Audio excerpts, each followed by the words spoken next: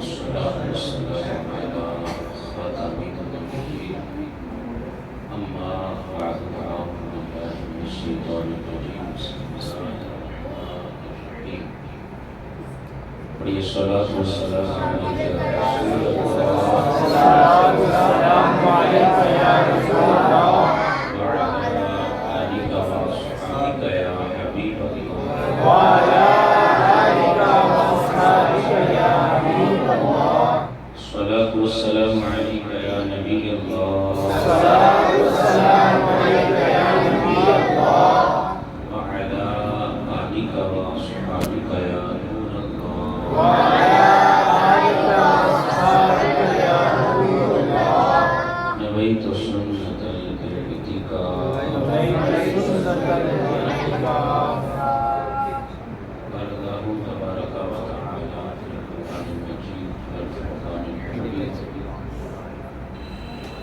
في قلوبهم مرض فزادهم الله مرضا ولهم عذاب أليم بما كانوا يكذبون وإذا قيل لهم لا تفسدوا في الأرض قالوا إنما نحن مصلحون ألا إنهم هم المفسدون ولكن لا يشعرون وإذا قيل لهم آمنوا كما آمن الناس قالوا أنؤمن كما آمن السفهاء ألا إنهم هم السفهاء ولكن لا يعلمون صدق الله مولانا العظيم وصدق رسوله النبي الكريم الأمين ونحن على ذلك من الشاهدين والشاكرين والحمد لله رب العالمين بلغ الهدى بكماله كشف الهدى بكماله حسن جميع خصاله صلوا عليه وآله يا صاحب الجمال ويا سيد البشر من وجهك الجميل لك تطلب الكمال لا يمكن الثناء كما كان حقه بعد الخدا وزلجته قصہ مختصر پیارے آقا مدینے والے مصطفیٰ صلی اللہ علیہ وآلہ وسلم کی بارگاہ میں درود و سلام کا نذرانہ پیش کرنے کی بے شمار فضیلتیں و برکتیں حضور نبی کریم صلی اللہ علیہ وآلہ وسلم نے احادیث مبارکہ کے درود و سلام پڑھنے کے بے شمار فضائل بیان فرمائے ہیں۔ ایک حدیث پاک کے اندر آپ صلی اللہ علیہ وآلہ وسلم نے ارشاد فرمایا قیامت والے دن میرے زیادہ قریب وہ ہوگا جس نے دنیا کے اندر رہتے ہوئے میری ذات پر زیادہ درود و سلام پڑھا ہوگا۔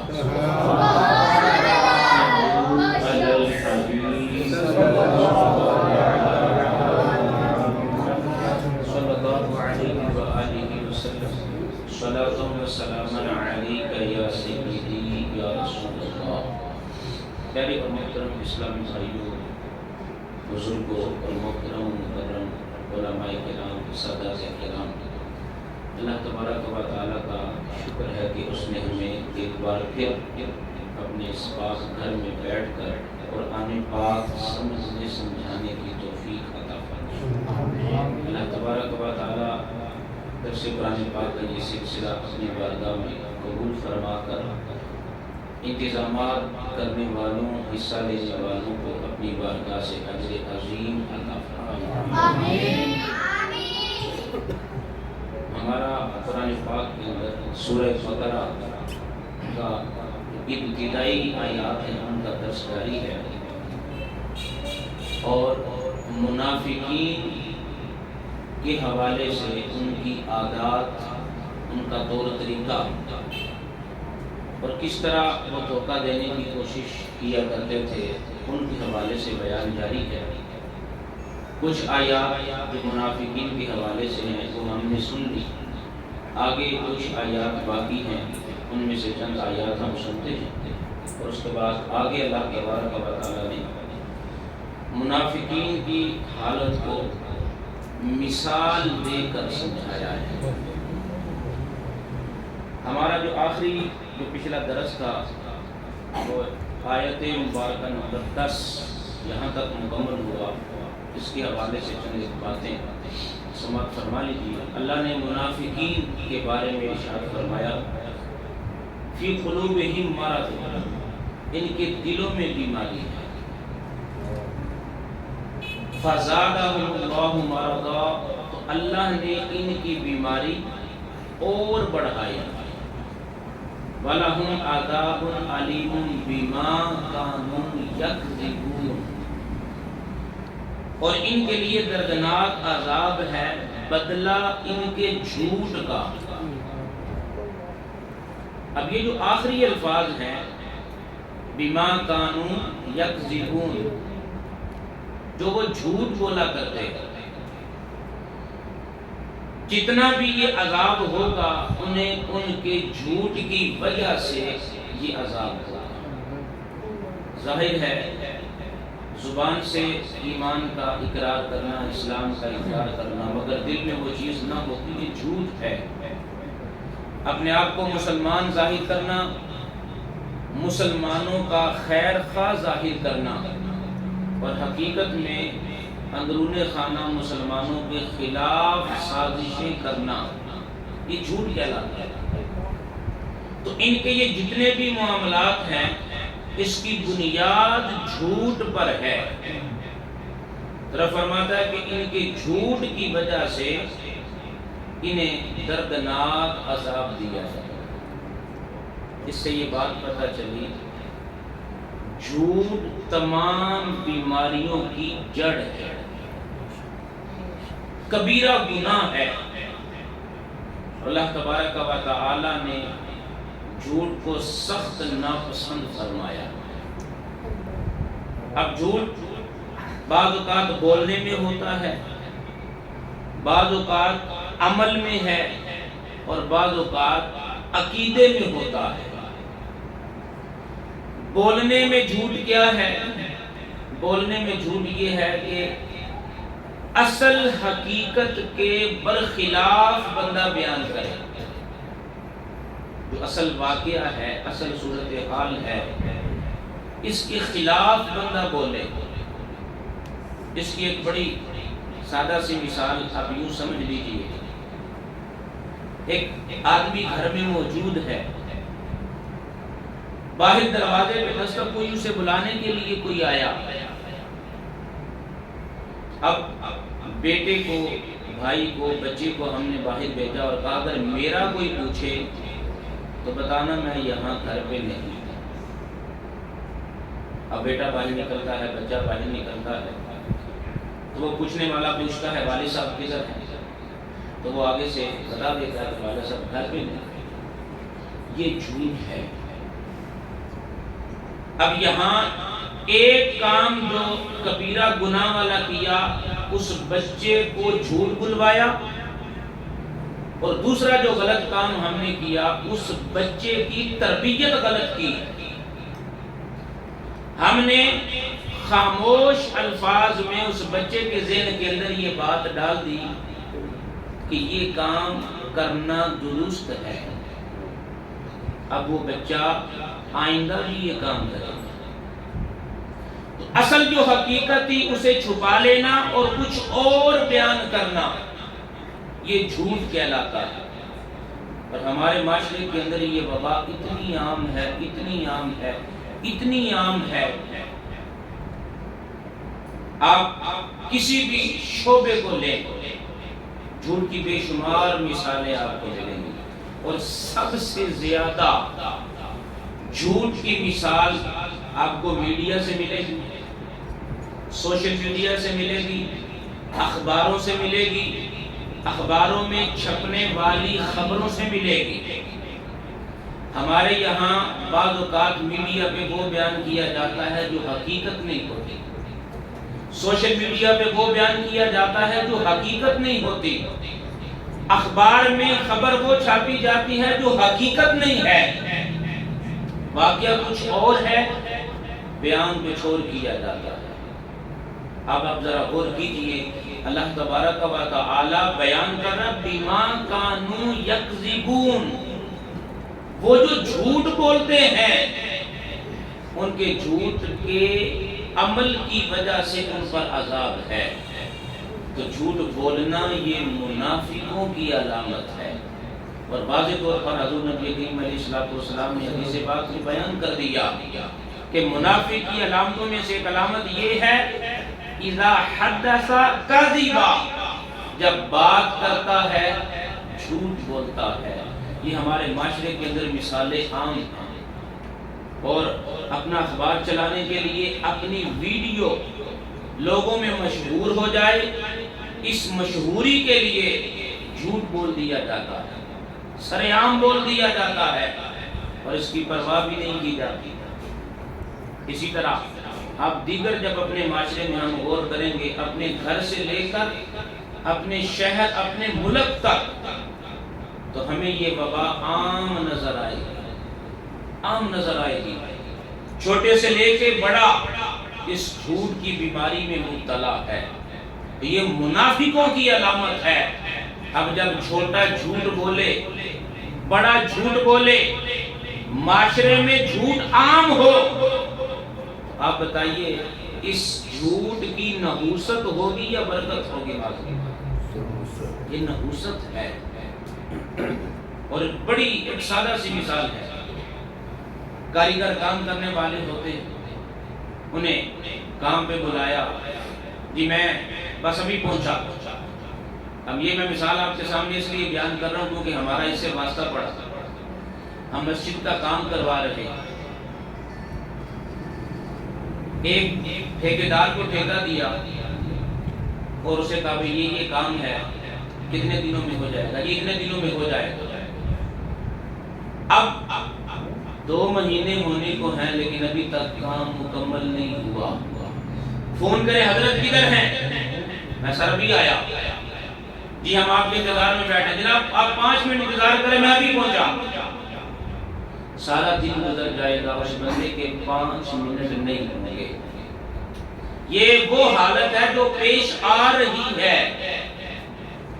کاریگر ادھر بھی ٹائم دیا، ادھر بھی ٹائم دیا، اسے بھی ٹائم دیا، 2 دن ادھر سے مس کیے، ادھر کام کیا، اس سے جھوٹ بولا، اس سے جھوٹ بولا، اس سے جھوٹ بولا. حضرت میں یہاں پہنچ گیا ہوں، بس ابھی پہنچا. اور وہ بیچارہ سارا دن انتظار کرتے ہوئے گزر جاتا ہے مگر وہ بندہ نہیں پہنچتا. ایک بار لاہور سے سفر کر کے جب منڈی کی طرف آنا ہے، گاڑی اڈے سے نکلی ہے، اس بندے کو جو ساتھ بیٹھا ہے کال آئی. پوچھنے والا پوچھ رہا ہے حضرت کدھر پہنچے ہیں؟ تو وہ کہتا ہے میں 7 سرے پہنچ آیا، میں 7 سرے پہنچ آیا. اور گاڑی کہاں سے نکل رہی ہے؟ لاہور لاری اڈے سے نکل رہی ہے. وہ کہتا ہے میں 7 سرے پہنچ آیا ہوں، بس آپ تھوڑی دیر ویٹ کریں، میں بھی پہنچا. اب آپ خود بتائیں اسے کیا کہا جائے؟ یہ عام ہے. بچہ جھوٹ بولتا ہے. اور انہوں نے یہ جھوٹ کہاں سے سیکھا؟ بڑوں سے سیکھا. جب گھر میں جھوٹ بولا جائے گا، باپ جھوٹ بولے گا، ایک دوسرے کو دغا دیا جائے گا اور بندہ سمجھتا ہے شاید میں نے بڑی ہوشیاری کا کام کیا ہے، میں نے اگلے کو جناب بڑا جو ہے وہ مطمئن کیا. لیکن پہلے اسلامی بھائی یہ جھوٹ ہے، کبیرہ گناہ ہے. اور کبیرہ گناہ کی نحوست ہوا کرتا. تو اصل حقیقت کچھ بھی ہے، ایک بندہ مومن چاہے کچھ بھی ہو جائے وہ جھوٹ نہیں بولتا. نقصان ہو، مال جائے، جان جائے، اس کی زبان سے جب بھی نکلتی ہے سچی بات نکلتی. یہ مومن کی شان ہے. مومن کبھی کسی سے جھوٹ نہیں بولتا. عمل کے اندر جھوٹ ہوتا ہے. عمل کے اندر جھوٹ کیا ہے؟ بندہ جو کہے وہ خود نہ کرے، کہتا کچھ اور ہے، کرتا کچھ اور ہے. یہ ہے عمل میں جھوٹ. اور اس کے بعد عقیدے میں جھوٹ ہوتا ہے. عقیدے کا جھوٹ کیا ہے؟ غلط عقیدہ رکھا جائے، اسلامی عقیدے کے خلاف عقیدہ رکھا گیا تو یہ عقیدے کا جھوٹ ہے. اور ہم نے ان ساری چیزوں سے بچنا ہے. اب میرے محترم اسلامی بھائی، کچھ ایسی چیزیں ہیں جن کے اندر شریعت نے ہمیں تھوڑی سی آسانی دی، اور وہ آسانی کیا ہے؟ بعض صورتیں ایسی ہیں جن میں بندہ مجبوری کی وجہ سے جھوٹ بول سکتا ہے، مجبوری کی وجہ سے جھوٹ بول سکتا ہے۔ ایک صورت اس کی کیا ہے؟ دو آدمی آپس میں ناراض ہیں، ان کے درمیان صلح کروانا۔ اب صلح کروانے کے لیے شریعت نے اتنی اجازت دی ہے، تم ایسی بات بیان کر دو اگرچہ نہ ہو، لیکن ایسی بات بیان کر دو جس سے دونوں کے دلوں میں اگر کوئی دشمنی، کدورت، بغض ہے وہ نکل جائے۔ مثلا دو بھائی آپس میں ناراض ہیں، دو دوست آپس میں ناراض ہیں، ایک کے پاس گیا، اسے جا کر کہتا یار میں فلاں دن اس بندے کے پاس بیٹھا ہوا تھا، وہ تو آپ کے بارے میں بڑی اچھی باتیں کر رہا تھا، وہ تو یوں کہہ رہا تھا۔ اب دوسرے کے پاس آئے، اسے آ کر کہا یار میں اس کے پاس بیٹھا تھا، وہ تو آپ کی تعریف کر رہا تھا۔ اب اس سے کیا ہوگا؟ دل سے کدورت ختم ہوگی۔ تو دو مسلمانوں میں صلح کروانے کے لیے جھوٹ بولا جا سکتا ہے، جنگ کی چال چلنے کے لیے جھوٹ بولا جا سکتا ہے، اور بیوی ناراض نہ ہو اس کے لیے مخصوص حد تک جھوٹ بولنے کی اجازت ہے۔ مثال کے طور پر بیوی نے کھانا بنایا، کھانا اس نے ایسا بنایا جو آپ کی طبیعت کے موافق نہیں، آپ کو پسند نہیں۔ اب بیگم آئی، اس نے آ کر پوچھا حضرت بتائیے آج کھانا کیسا لگا؟ اب ظاہر سی بات اگر آپ بولیں کہ میں تو بالکل نہیں پسند آیا، پتہ نہیں کی وجہ بنایا اس نے، اب وہ کیا ناراض ہوگی، ہو سکتا ہے لڑائی کی نوبت آ جائے، آگے بھی کچھ چل پڑے۔ تو آپ اب اس کا دل رکھنے کے لیے یہ کہہ دیں مجھے یہ کھانا پسند آیا، ٹھیک ہے، اچھا ہے، تو یہ مخصوص ہیں۔ اور اسی طریقے پر بعض اوقات ہمارے بزرگوں نے عمل کیا ہے۔ میں ایک روایت درس کر کے آگے پھر اگلی آیات کی طرف چلتا ہوں۔ حضور سیدنا صدیق اکبر رضی اللہ تعالیٰ عنہ نبی کریم علیہ الصلوۃ والسلام کے ساتھ ہجرت کے سفر میں ہے، اور یہ جو صورتحال میں بیان کر رہا ہوں اسے جھوٹ نہیں کہا جاتا، اسے توریہ کہا جاتا ہے۔ اسے کیا کہا جاتا ہے؟ توریہ کا مطلب یہ ہوتا ہے ہم ایک جملہ بولیں، سامنے والا کچھ اور سمجھے، ہمارا مطلب کچھ اور ہے، سامنے والا کچھ اور سمجھے، ہمارا مطلب کچھ اور۔ سیدنا صدیق اکبر رضی اللہ تعالیٰ عنہ سرکار علیہ الصلوۃ والسلام کے ساتھ جا رہے ہیں۔ اب ظاہر سی بات ہے ہجرت کا سفر تھا، رات کے اندھیرے میں نکلے تھے اور اپنے آپ کو چھپا کے نکلے تاکہ کسی کو پتہ نہ چلے۔ سیدنا صدیق اکبر جا رہے ہیں، سامنے سے صدیق اکبر کا جاننے والا ایک شخص آ جاتا ہے، اور وہ بڑا ٹھاٹ باٹ رکھنے والا آدمی تھا۔ اب آپ نے سوچا اگر اس بندے کو پتہ چل گیا کہ میں جا رہا ہوں، کدھر جا رہا ہوں اور کس کے ساتھ جا رہا ہوں، تو یہ تو مکے میں جا کر ساروں کو بتا دے گا میں نے ابو بکر کو فلان جگہ دیکھا، اور وہ ڈھونڈتے ڈھونڈتے ہمارے پیچھے آ جائیں گے اور ہمیں پکڑنے کی کوشش کریں گے۔ اس نے جب پوچھا ابو بکر کدھر جا رہے ہو؟ فرمایا کام سے جا رہا۔ کہنے لگا یہ ساتھ کون ہے؟ سیدنا صدیق اکبر نے کہا یہ میرے ہادی ہیں۔ ہادی کہتے ہیں ہدایت دینے والا۔ ہادی کسے کہتے ہیں؟ آپ نے فرمایا میرے ہادی ہیں۔ اب ہادی کا ایک اور مطلب بھی ہے، اگر کسی بندے کو رستہ معلوم نہ ہو اور وہ کسی علاقے میں سفر کرنا چاہتا ہو تو جس بندے کو رستے کا پتہ ہے وہ رستہ بتانے والا اس کے ساتھ چلے۔ انگریزی میں آج ہم اسے گائیڈ کرنے والا کہتے ہیں، گائیڈ کرنے والا، رستہ بتانے والا، لیکن اس وقت عربی میں اسے ہادی بولا جاتا ہے کہ یہ مجھے رستہ بتاتا ہے۔ تو سیدنا صدیق اکبر نے کہا یہ میرے ہادی ہیں۔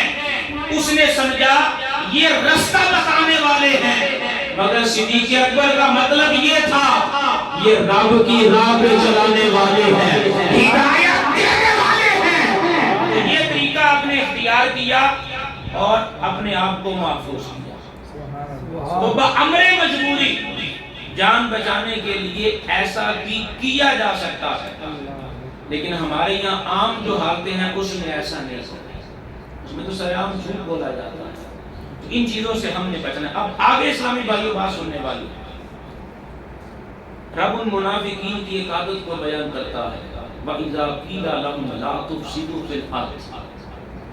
جب ان منافقوں سے کہا جاتا ہے زمین میں فساد نہ کرو، وہ کہتے ہیں قَالُوا إِنَّمَا نَحْنُ مُصْلِحُونَ، ہم ہی تو اصلاح کرنے والے ہیں، تم ہمیں فسادی کہتے ہو، ہم ہی اصلاح کرنے والے ہیں.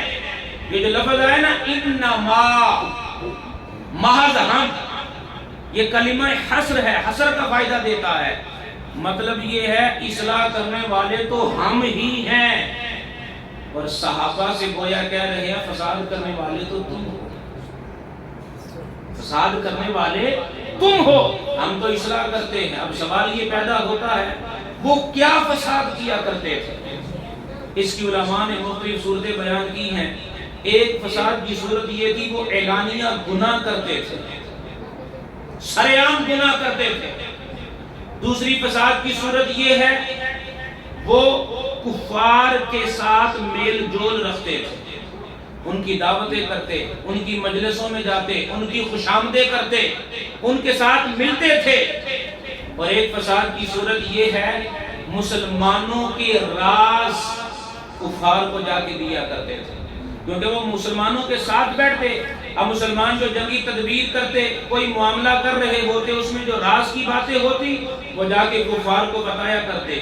ایک فساد کی صورت یہ ہے جو نئے نئے مسلمان ہوتے، یہ منافقین ان کے پاس جاتے اور جا کر اسلام کے بارے میں شک و شبہ کا اظہار کرتے.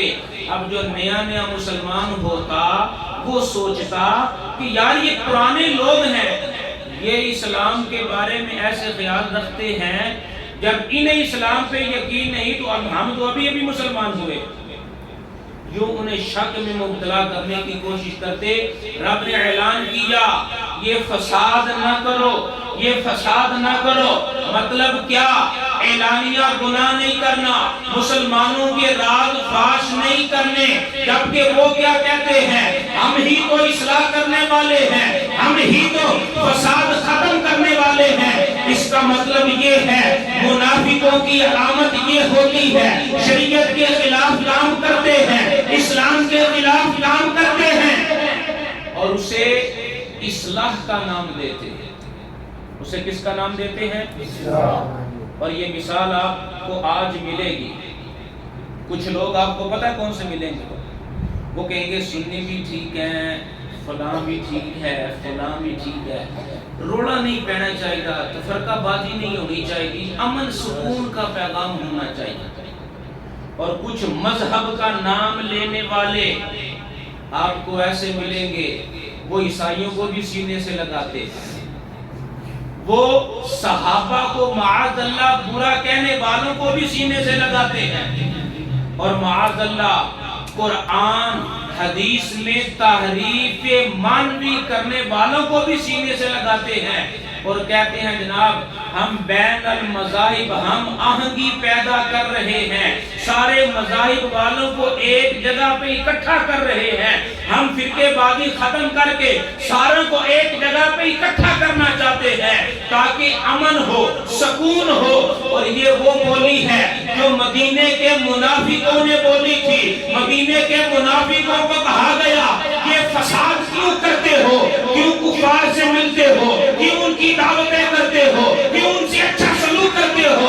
اور وہ کہنے لگے ہم اس لیے اچھا سلوک کرتے ہیں تاکہ امن کی فضا قائم رہے، جنگ نہ ہو اور ہم امن کے ساتھ رہیں، سکون کے ساتھ رہیں. لیکن انہوں نے یہ نہیں دیکھا یہ کام جو کیا جا رہا ہے یہ شریعت کے خلاف ہے، یہ کام جو کیا جا رہا ہے یہ اسلام کے خلاف ہے. اور آج وہ لوگ جو صحابہ کو برا کہنے والے ہیں، جو ان کو سینے سے لگا رہا ہے، جو عیسائیوں کو سینے سے لگا رہا ہے، جو یہودیوں کے حق میں بولتا ہے، گستاخ رسول کے حق میں بولتا ہے،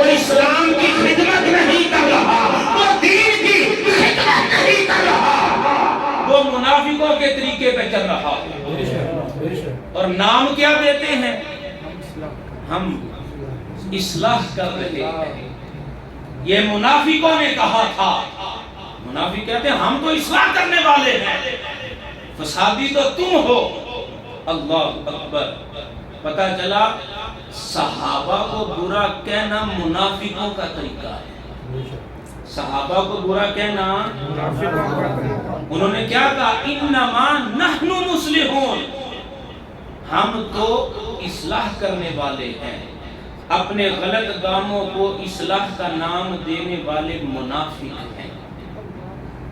یہ محرم الحرام کا چاند ابھی شاید نظر آیا یا نہیں آیا معلوم نہیں، لیکن اس مہینے میں آپ کو نظر آئے گا، آپ سنیں گے معذاللہ صحابہ پہ تبرہ بازی کی جاتی ہے، معذاللہ گالیاں دی جاتی ہیں، اور نام کیا؟ حب اہل بیت. حب اہل بیت کی آڑ میں صحابہ پہ معذاللہ کام کیا جاتا ہے. یہ کون سا اسلام ہے؟ قرآن تو کہتا ہے یہ منافقوں کا طریقہ ہے. رب نے انہیں آرڈر دیا تھا، اللہ کے نبی نے آرڈر دیا تھا فساد نہ کرو، لیکن انہوں نے کہا ہم تو اصلاح کرنے والے ہیں. تو آج بھی کچھ لوگ ہیں جو ملیں گے کہیں گے ہم تو دین کا کام کر رہے ہیں، ہم تو توحید کا کام کر رہے ہیں، اور توحید کے نام پر نبی کی تعظیم پر شرک کے فتوے لگائیں گے. توحید کے نام پر اولیاء کی تعظیم پر شرک کے فتوے لگیں گے. توحید کے نام پر اولیاء سے نسبت رکھنے والی چیزوں کی تعظیم کو وہ شرک کا نام دیں گے. نام توحید کا ہے لیکن کام وہ ہے جو اسلام کے خلاف کیا جا رہا ہے. آج ایک جب مخصوص مہینہ آتا ہے کچھ لوگ آزادی کے نام پہ نکلتے ہیں، حقوق نسواں آزادی کے نام پہ نکلتے ہیں، اور ان کے اس پورے اجتماع میں کیا ہوتا ہے؟ عورتوں کو معاذ اللہ بے پردہ سڑکوں پہ دوڑایا بھی جاتا ہے، پھیرا بھی جاتا ہے، ان کی ویڈیوز بھی بنائی جاتی ہیں، اور نہ جانے کیا کیا ہوتا ہے.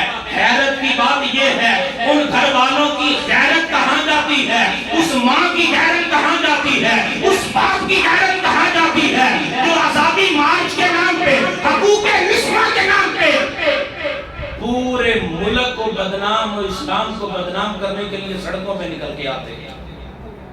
نام کیا ہے؟ آزادی، حقوق نسواں، لیکن اس کے پردے میں بے حیائی پھیلائی جاتی ہے. آج مختلف طریقوں سے اصلاح کا نام دے کر فساد پھیلایا جاتا ہے. یہ کن کا طریقہ ہے؟ یہ منافقوں کا طریقہ ہے. رب نے اعلان کر دیا الا انہم هم المفسدون ولکن لا یشعرون. سنتا ہے وہی فسادی ہیں مگر انہیں ابھی شعور نہیں.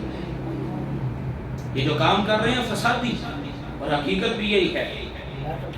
کئی وہ لوگ ہیں جو توحید کے نام پر ایسے لوگوں کا اعلی کار بنے ہوئے ہیں، اہل بیت کی محبت کے نام پر ایسے لوگوں کے پیغام میں شامل ہیں، اور جب انہیں حقیقت حال بتائی جائے وہ کہتے ہیں سانتے کو نہیں پتا، ہمیں تو نہیں پتا، لیکن در حقیقت کام وہی کر رہے ہیں.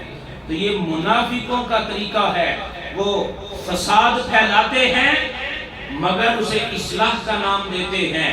اب ایمان والوں کا کام یہ ہوتا ہے، ذرا توجہ سے سنیے گا، میں اختتام کی طرف لے کر آ رہا ہوں. ایمان والوں کا کام یہ ہے ان کے فساد کو پہچاننا ہے، ان کے فساد کو رد کرنا ہے، ان کے فساد کو ختم کرنا ہے. اس کی دو واضح مثالیں دیتا ہوں. مدینہ شریف کے اندر منافقوں نے ایک مسجد بنائی ہے جسے مسجد درار کا نام دیا گیا ہے. مسجد بنائی گئی ہے عبادت کے نام پہ بنائی گئی ہے، رب کی توحید کے نام پہ بنائی گئی ہے، اور وہ چاہتے کیا ہے؟ اس مسجد کے اندر مسلمانوں کے خلاف سازش کی جائے، مسلمانوں کے خلاف جو ہے وہ طرح طرح کے پروگرام بنائے جائیں. مسجد ہے، عبادت عبادت کے نام پہ بنی ہے، توحید کے نام پہ بنی ہے، مگر جب آمینہ کے لال کو پتہ چلتا ہے، مصطفیٰ کریم کو پتہ ہے اسے مسجد کا نام دیا گیا ہے، یہ عبادت کے نام پہ بنی ہے، مگر صحابہ کو بھیجا، فرمایا اسے ختم کر دو، اسے ڈھا دیا جائے، اس کی اینٹ سے اینٹ بجا دو، مسجد ہے۔ آج کوئی ہوتا وہ کہتا مسجد ختم کر دی، مسجد ڈھا دی۔ آج کا کوئی توحیدی ہوتا معاذ اللہ وہ کہتا مسجد کیوں ختم کی، مگر آمینہ کے لال کو پتا ہے یہ کہنے کو مسجد ہے مگر یہ حقیقت میں مسجد نہیں، یہ منافقوں کی جگہ ہے، مسجد کو ختم کر دیا حالانکہ توحید کے نام پہ بنی ہے۔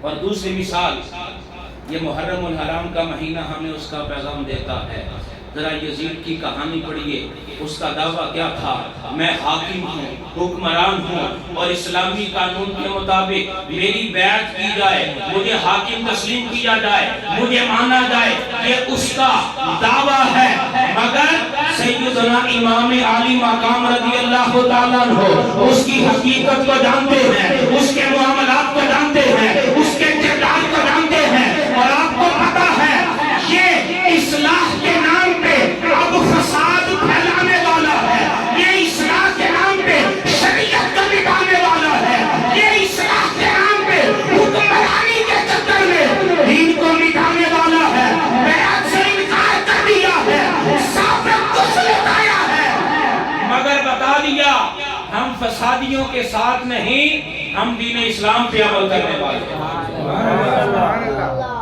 تو وہ آج بھی کچھ لوگ وہ ہیں، پتہ کیا کہتے ہیں، کہتے ہیں امام علی مقام نے بیعت نہ کر کے معاذ اللہ شریعت کے خلاف کیا۔ آج پائے جاتے ہیں ہمارے معاشرے میں، یزید کو امیر المومنین کہتے ہیں، امام علی مقام کو معاذ اللہ باغی کہتے ہیں۔ یہ اصلاح ہے یا فساد ہے؟ یہ اسلام ہے یا اسلام کے خلاف رستہ ہے؟ اور وہ جناب امیر المومنین یزید کے نام پہ جلسے کرتے ہیں اور کہتے ہیں رب نے بیٹا دیا تو ہم نام بھی یزید رکھیں گے۔ اللہ کی کرنی ایسی ہے، رب نے آج تک اولاد ہی کوئی نہیں دی، رب نے آج تک اولاد ہی نہیں دی۔ اب آپ خود بتائیں، جو یزید کو امیر المومنین بولے اور اپنے آپ کو دین والا بولے، اپنے آپ کو مصطفیٰ کا عاشق بولے، کیا دین کے نام پہ یہ فساد نہیں؟ یہ منافقوں کا طریقہ ہے، یہ منافقوں کا طریقہ ہے۔ ارے اسلام یہ کہتا ہے جب حاکم دین کے خلاف چل رہا ہو تو جنہیں رب نے طاقت دی ہے، رب نے حوصلہ دیا ہے، اختیارات عطا کیے ہیں، جو عزیمت بھی عمل کرنے والے ہیں، ان کا حق یہ بنتا ہے اس ظالم حاکم کے سامنے سینہ تان کے کھڑے ہو جائے اور اسے بتائیں اصلاح کے نام پہ یہ فساد نہیں چلے گا، یہ فساد نہیں کرنے دیتے۔ تو اصلاح کا نام دیا جاتا ہے، آج دین کا نام دے کر لوگ فساد کرتے ہیں، جہاد کا نام دے کے مسلمانوں پہ حملے کیے جاتے ہیں، یہ دین کے نام پہ فساد نہیں؟ یہ کون سا جہاد ہے کہ یہ کون سا جہاد ہے کہ جس میں گولیاں مسلمانوں پہ چلتی ہیں؟ آخری بات عرض کر کے اپنے اس درس کو اختتام کی طرف لے کر آتا ہوں۔ اللہ نے فرمایا وَإِذَا قِيلَ لَهُمْ آمِنُوا كَمَا آمَنَ النَّاسُ قَالُوا أَنُؤْمِنُ كَمَا آمَنَ السُّفَهَاءُ۔ اللہ فرماتا ہے جب ان سے کہا جائے نا اسی طرح ایمان لے کر آؤ جس طرح صحابہ ایمان لے کر آئے۔ یہ جو دوگلی پالیسی تم نے اختیار کر رکھی ہے، مسلمانوں سے بھی یاری کے دعوے کرتے ہو، کفار سے بھی ملتے ہو، یہ دوگلی پالیسی نہیں چلے گی۔ ایمان لانا ہے تو یوں لے کر آؤ جیسے نبی کے صحابہ ایمان لے کر آئے۔ تو وہ آگے سے منافق پتہ کیا کہتے ہیں، انؤمن کما آمن السفہاء، کیا ہم معاذ اللہ ثم معاذ اللہ کہتے ہیں کیا ہم احمقوں کی طرح ایمان لے کر؟ صحابہ کو کیا کہہ رہے ہیں؟ اعتراض کیا، صحابہ پہ جو اعتراض کرے صحابہ کا دفاع میرا رب خود کرتا ہے۔ آگے رب نے فرمایا الا انہم هم السفہاء، نبی کے صحابہ تو بڑے سمجھدار ہیں، اے منافقو تم بڑے بے وقوف ہو، تم بے وقوف ہو، ولیکن لا یعلمون، لیکن انہیں خبر نہیں ہے۔ تو ایمان صحابہ کی طرح لے کر آنا ہے، اور وہی ایمان قابل قبول ہے جس کا معیار صحابہ کرام۔ اور یہ بھی پتہ چلا اللہ نے اپنے نبی کے صحابہ کو بڑی عظمت عطا کی ہے کہ کوئی صحابی پہ اعتراض کرے اس کا رد میرا رب خود کرتا ہے۔ یہ منافقین کا طریقہ ہے، جب انہیں کہا جائے نا بھائی یہ بات یوں قبول کرو، مسئلہ یوں ہے، شریعت یہ کہتی ہے، وہ سے کہتے ہیں نا بھائی نا ہم تو نہیں اس کو مانتے۔ وہ اپنی عقل کے گھوڑے دوڑاتے ہیں، اور اپنی عقل کا گھوڑا جب شریعت کے مقابلے میں دوڑایا جائے تو اسے منافقت کہا جاتا ہے۔ یہ اسلام کا پیغام نہیں، یہ منافقت ہے۔ صحابہ تو وہ تھے جیسے نبی کریم علیہ السلام نے فرمایا دل و جان سے قبول کیا، اور یہ تو وہ صحابی ہیں کہتے ہیں یا رسول اللہ اگر آپ کہیں تو ہم گھوڑوں سمیت سمندروں کے اندر بھی چھلانگ لگاتے ہیں۔ کا ایمان تو یہ اللہ تبارک و تعالی ہمیں بھی صحابہ کرام دل و زبان کا فیضان عطا فرمائے، محرم الحرام کی خصوصی برکات عطا فرمائے، اور حج کا مہینہ جو پیچھے دوسرا اللہ تعالیٰ اس کی برکات بھی ہمیں نصیب فرمائے، اور منافقوں والے کاموں سے ہمیں محفوظ رکھے، قول کی منافقت، عمل کی منافقت، عقیدے کی منافقت سے محفوظ رکھے۔ اللہ تعالیٰ سرکار علیہ السلام کا صدقہ ہم سب کا ایمان پہ خاتمہ فرمائے، کلمہ بھی نصیب ہو، آمینہ کے لال کا دیدار بھی نصیب ہو، قابل رشک و عطا فرمائے، اور اللہ تعالیٰ اپنے سوا کسی کا محتاج نہ فرمائے۔ آمین بجاہ النبی الامین صلی اللہ علیہ وسلم۔